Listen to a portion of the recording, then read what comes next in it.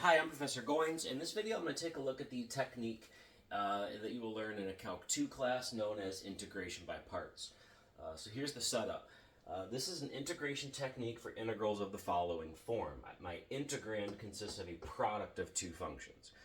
If I recognize that my integrand is a product of two functions, integration by parts may be applicable. Not guaranteed, but it might be applicable. It would be something to take a look at. All right. Two things to recall. One, the integral of a product is not the product of the integrals. That'd make integration so much easier, but it's just simply not true. Second thing, U substitution. Integration by parts generally is introduced right after U substitution, maybe a couple of sections later, but shortly thereafter U substitution is introduced. And U substitution, what are the requirements for that? Well, I need a product, which is what we have here, but also one of those factors has a composition. And that's when U substitution would generally be applicable. Take a look at the videos we posted on U substitution for more information on that technique. But again, I have a product and a composition, whereas up here for integration by parts, notice I have a product, but I don't necessarily have a composition. Now there are some examples where if I have a composition, we actually can make integration by parts work. Maybe we'll take a look at those in a second video where I look at some more advanced or more challenging examples. But generally speaking, my main thing is looking for a product. Okay.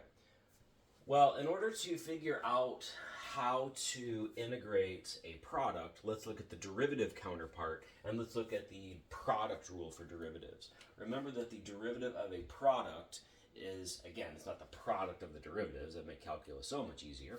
But we have to remember this formula. It's the derivative of the first factor times the second plus the first factor times the derivative of the second. So again, this is a formula that you have seen in your derivative chapter. Okay? Now, what I'm going to do is I'm just going to take this differentiation product rule and then solve algebraically for this factor. That means all I have to do is take this term and subtract it to the other side. Okay? That means that this term here, which is this guy, is equal to this term minus this term. So again, all I did is subtract this term in the product rule. Now, if I take the integral of both sides, so the integral of this term is the integral of this term minus the integral of this one. So again, that gives me this as an integrand. And then if I have a derivative and I take the antiderivative, I get the original function. And then I'm going to say minus the integral of this term. And yes, there's an arbitrary constant that we'd have to throw in there, but that's just going to get absorbed by these two indefinite integrals. Now, what I'm going to do is I'm going to take this equation right here, and I'm just going to rewrite the terms. I'm just going to relabel things. U, I'm going to say is f of x. V, I'm going to say is g of x. Then the differential of u would be the derivative of f times dx, so this would be df dx dx. The differential of v would be the derivative of g times dx. Okay, so then all I'm going to do is I'm going to take this right here, which we got from the product rule, and I'm just going to relabel some of the terms.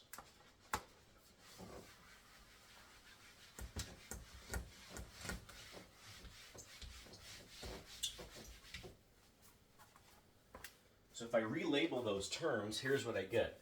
The integral of f of x, which is u, dg dx, which is dv, is equal to f times g, so that's u times v, minus the integral of g of x, which is v, and then I've got the derivative of f dx, which is du, and there's my integration by parts formula. So I left this original expression up here just to kind of compare. Again, I said I have the integral of a product of two functions, and the way we do that is by using this formula here, where I have to recognize this as this. That means that u dv is equal to f of x, g of x, dx. Okay, so that's going to be the key to the integration by parts formula. So let's take a look at a variety of examples to see how this works.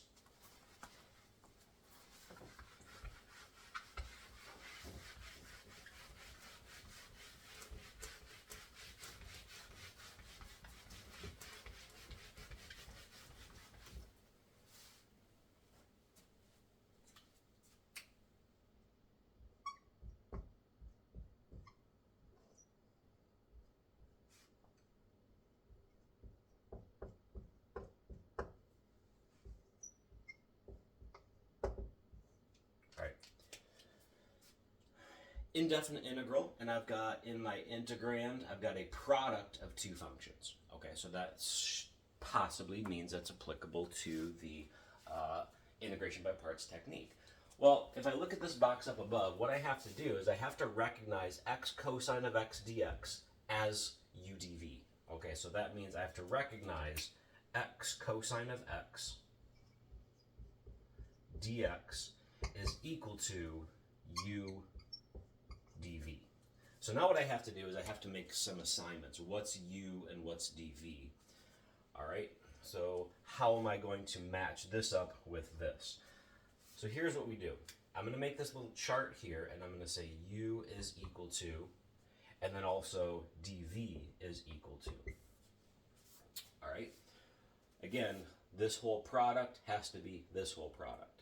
Well, let's make a choice. Let's say u is going to be x, and then dv, well, if u is x, then dv has to be the rest of this, meaning cosine of x dx. Now, if I look up in this formula, integral of u dv is uv minus the integral of v du. So what else do I need? Well, if I have u, I also need to have du. I've got dv, well, also up here I've got v, so I also have to know what v would be. Well, in order to go from u to du, we're going to take a derivative, right? If u is x, then the differential will be the derivative of x, which is 1. So it's 1 times dx. So that would be, again, 1 dx. Over here, to go from dv to v, we take an antiderivative.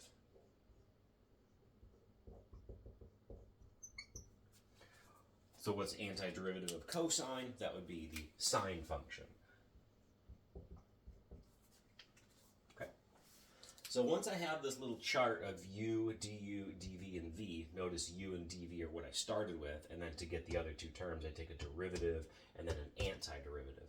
So now if I look up at this integration by parts formula, we can fill things in.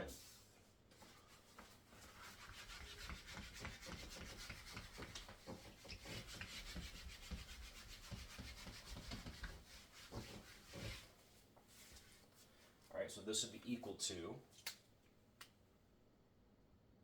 so the original integral is equal to, so that's u dv is equal to uv, which is x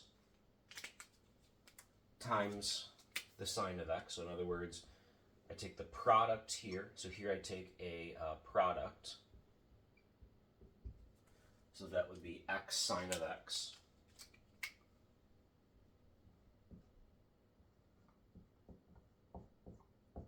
Minus the integral of v du. So now what I do is I take this product here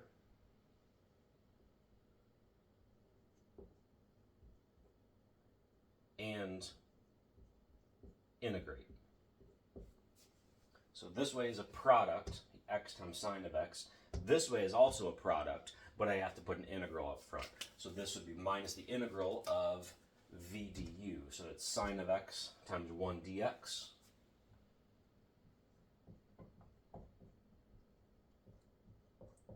And of course, sine times 1 is just sine.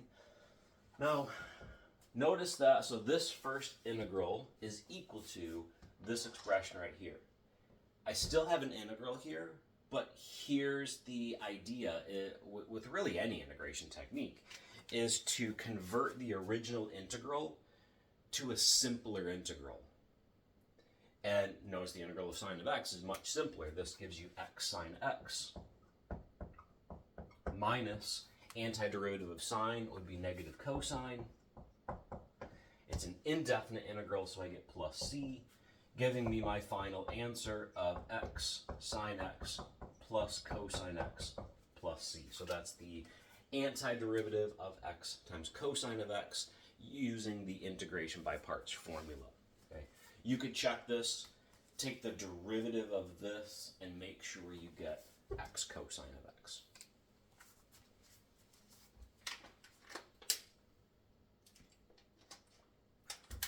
Okay, let's take a look at another example.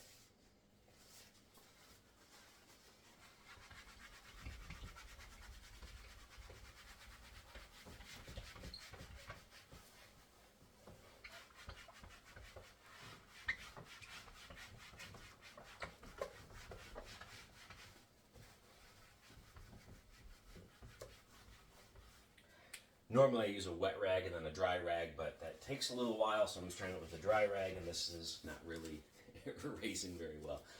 All right, let's take a look at a second example of integration by parts. So, for example, let's look at the integral of, let's say I've got x e to the 2x dx. So, solution.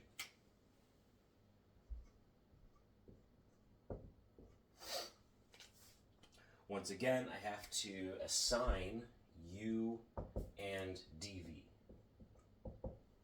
Right. Now, u and dv, the product of these two things just has to be all of x e to the 2x dx, right? And sometimes it might not be clear what the best choice is. We'll talk about that here up shortly of how to choose u and dv.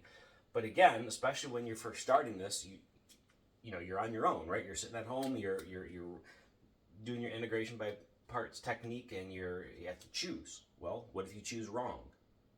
Let's see what happens. So again, I'm going to start by picking a u and a dv that is actually algebraically works, but it's going to make things worse, as we'll see. Let's say I picked u. Remember, over here I have to take a derivative, and over here I have to take an antiderivative. Well, both of these are easy to differentiate and integrate, right, to find a derivative of and an antiderivative of. Let's say I chose e to the 2x. And over here I said, all right, well, this is going to be x and then dx. All right? Again, easy to take a derivative, easy to take an antiderivative. This gives you du would be 2e to the 2x dx. And then take an antiderivative here, I get v is x squared over 2.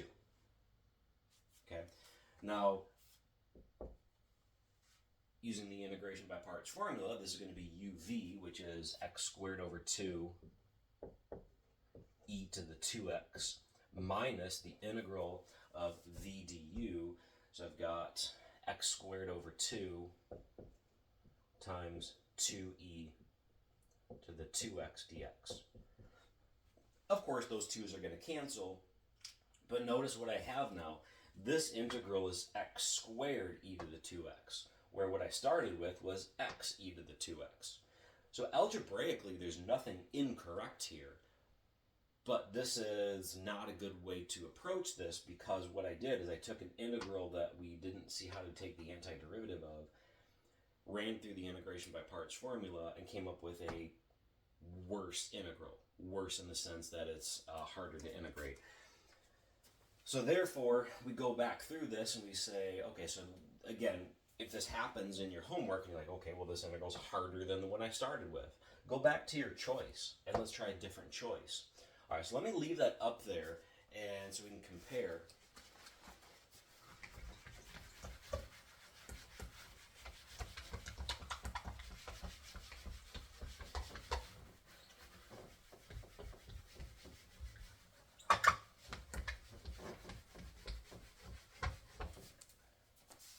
So now let's make a different choice. So again, within that same example, u equals dv, then I need du, and v. Well, I chose e to the 2x for u and x dx for dv, so let's just reverse those. Let's say u is x, and then dv is e to the 2x dx. Let's see what happens with that choice. Well, the derivative of x is 1, so that's 1 dx, or of course we can just write dx. And over here, the antiderivative of e to the 2x would be 1/2 e to the 2x. And again, just kind of looking ahead, what am I going to integrate? I'm going to integrate this product right here. And that already looks simpler than what I have over there.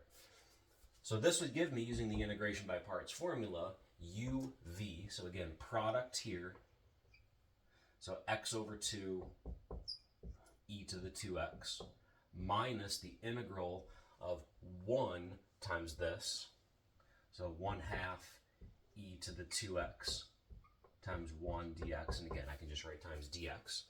But notice this integral is easier than the one we started with. It's easier than this blue one right here. That means that was probably the best way to go about this. And then, of course, antiderivative of that term gives me x over 2 e to the 2x minus 1/4 e to the 2x plus c. So sometimes you have to just play around with it and choose a u and a dv and see if it works. And you know that it works if the integral you come up with is easier than the one you started with. And it doesn't work if the integral you end up with when you run through the integration by parts formula is worse or more challenging than the integral you started with. Okay.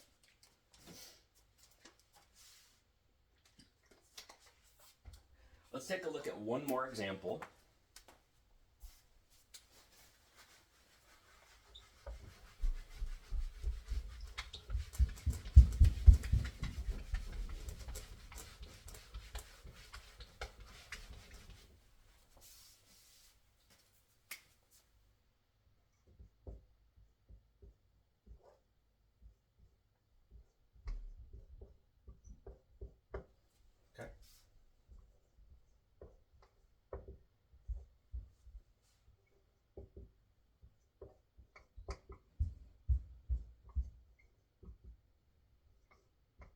Okay, so for this example, again, what I have is a product of two functions. Same thing we've had in the previous two. And notice another theme is I have a factor of x. Every example we've done so far, we've had a factor of x. We had the sine function, then we had an exponential function, and so far we've used x for u each time. Okay, so let's try that.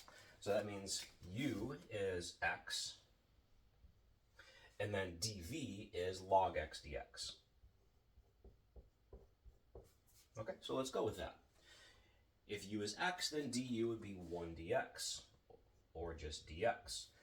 Again, this is going to be part in a factor of my integrand, so 1 dx, that's promising. Over here, antiderivative of log x would be x log x minus x. And again, this is going to be a factor of my integrand, but you're like, well, wait a minute. I still have an x log x in there, and I have to integrate that, but I'm integrating that at the beginning. So something doesn't really seem like that's working because we just made the integral worse. All right, so now let's go ahead and let's choose the opposite. So rather than u being x, let's say u is log x. So u is log x. dv is going to be x dx. du then would be 1 over x dx. And v would be x squared over 2. Again, looking ahead, what's the integral going to have? The integral is going to be this product here. And notice I've got an x squared over 2 times a 1 over x. So I can combine the x's. So that means that's going to be a pretty simple integral. So therefore, that's the choice that we wanted to make. So let's go ahead and let's run that through the integration by parts formula. This gives you uv, which is x squared over 2 log x, minus the integral of x squared over 2 times 1 over x dx. And again, I can combine those into a single x, giving me x squared over 2 log x minus integral of x over 2 dx. And again, that's a simpler integral than the one we started with. So then your final answer is x squared over 2 log x minus x squared over 4 plus c. So again, generally, if I have a factor of x in there, it's a good idea to choose that for your u, but as this example illustrates, that's not always the best choice. So in a follow-up video, since I don't want to make this one too long, we'll talk about what are some good categories for how I choose u and dv, and then also some messier examples where maybe when I compute my integral, the resulting integral here ends up having to use integration by parts a second time. And then if we had to use integration by parts multiple times, there's a technique called tabular integration. Watch the video on tabular integration that I posted, which generally applies if this is a power and integer, a positive integer power of x, like x to the 5th times sine of x, something like that. Okay, so that's all for this video.